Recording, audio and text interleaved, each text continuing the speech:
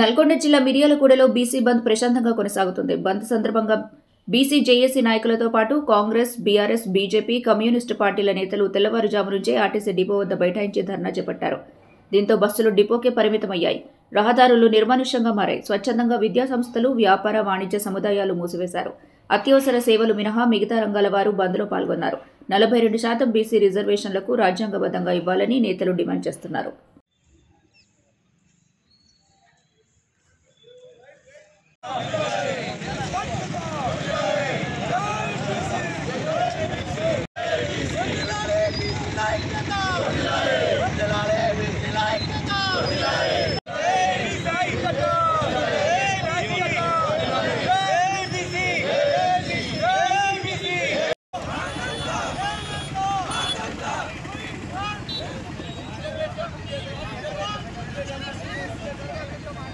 ప్రభుత్వం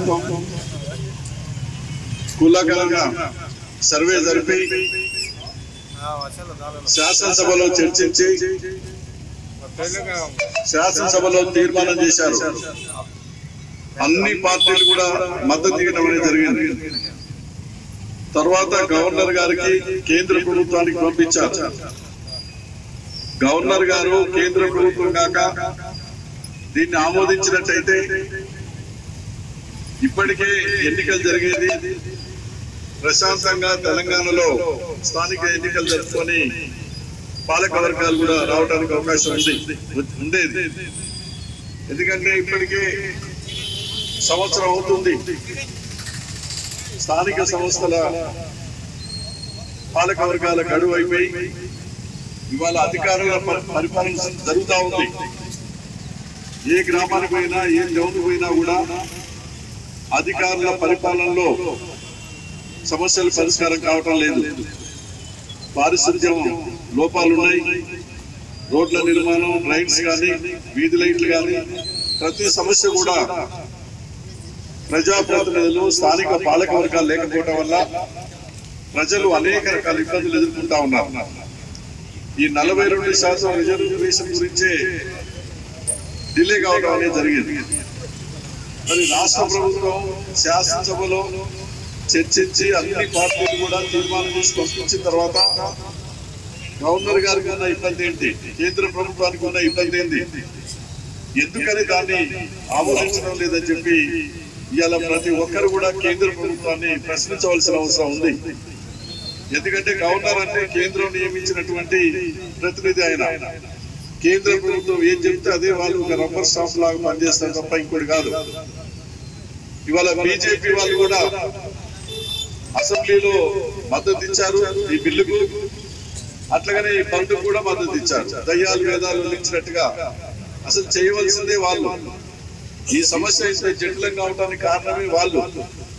నిజంగా BJP party వాళ్లకు ఏమాత్రం చిత్తశుద్ధి ఉన్నా తెలంగాణ రాష్ట్రం నుండి 8 మంది పార్లమెంట్ సభ్యులు, దాంట్లో 2 కేంద్ర మంత్రులు ఉన్నారు.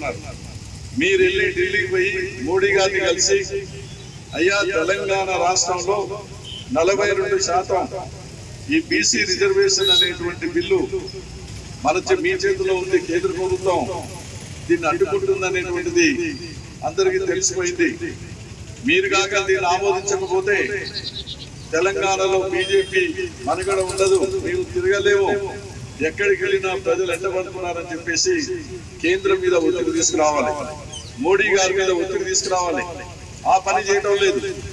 ఇక్కడనేమో దీన్ని బలపరుస్తున్నారు, ఢిల్లీనేమో అడ్డుకొని వ్యతిరేకించడం అనేది జరుగుతూ ఉంది. సికండి పాత్ర, ఈ సికండి పాత్ర మానుకోవాలి. ద్వంద్వ వైఖరి అనేది మానుకోవాలి. ఇప్పటికైనా బీజేపీ పార్టీ వాళ్ళకు ఏమాత్రం చిత్తశుద్ధి ఉన్నా అందరికందరు వెళ్ళి, అయ్యా దీన్ని ఆమోదించకపోతే మేము బీజేపీ పార్టీలో ఉండలేము, మాకు ఈ పదవులు అక్కర్లేదు, అవసరమైతే మీరు రాజీనామా చేస్తామని చెప్పేసి ఆ రకంగా ప్రధానమంత్రికి, బీజేపీ కేంద్ర నాయకత్వానికి తెలియజేసినట్టయితే అప్పుడైందనంటే వాళ్ళు ఆలోచించడానికి అవకాశం ఉంటుంది.